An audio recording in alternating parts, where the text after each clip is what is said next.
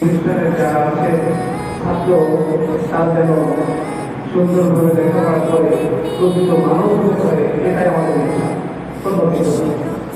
তাই ভালো লাগছে এই আজকে দুইজন ছেলে একজন শেষ করে পাঠিয়ে দেবেন এবং তারা হাফিজদের প্রতিষ্ঠানে যাবে, লেখাপড়া করবে, প্রত্যেকের যারা আছে তারাও একইভাবে আশা করি হাফেজ হয়ে অন্য প্রতিষ্ঠানে যাবে। এই চ্যারিটি এই মাদ্রাসা সুনাম অক্ষুণ্ণ রাখবে। আর যারা এই মহৎ উদ্দেশ্য নিয়ে কাজটি করছেন তাদের কাছে ভালো এই বলেই আমার সংক্ষিপ্ত আলোচনা শেষ করছি। আমার তৌফিক বিল্লাহ। আসসালামু আলাইকুম ওয়া রাহমাতুল্লাহ।